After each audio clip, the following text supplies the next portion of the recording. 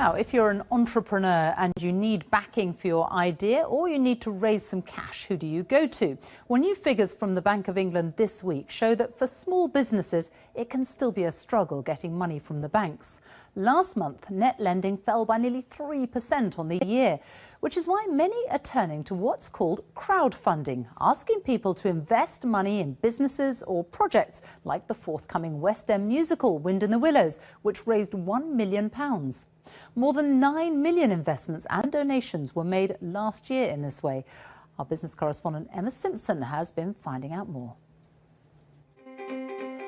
We're looking to raise £80,000 and we're offering 40% of our company for this. We sell a number of different types of yarn for a number of different crafts. So what do these businesses and projects have in common?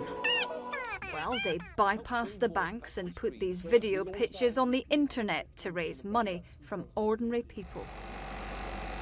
It's not easy getting the cash flowing for any new business. Here they make dairy and gluten-free chocolate. It's a roaring success.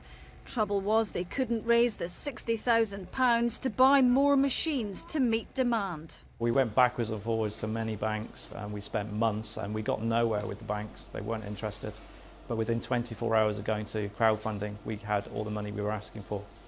I've followed Doncaster Rovers all my life. Crowdfunding is catching on fast. Right now, Louis from the band One Direction is trying to raise £2 million for his club, Doncaster Rovers. So how does crowdfunding work? Well, it's fairly simple. If one person invests £100, for instance, that's not going to go very far.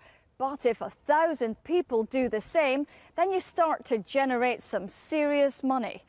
What do you get back for that investment? Well, you could get a reward like a T-shirt or tickets to a match.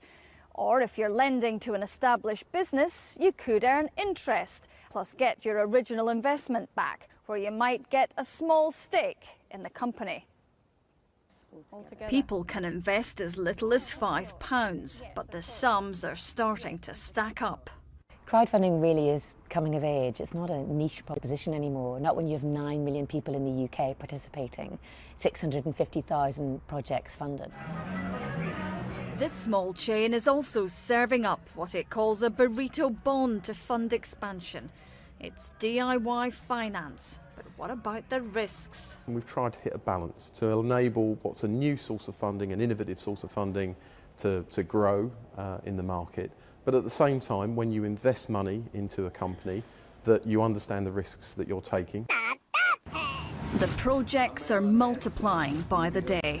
Traditional funding is being shaken up. Emma Simpson, BBC News.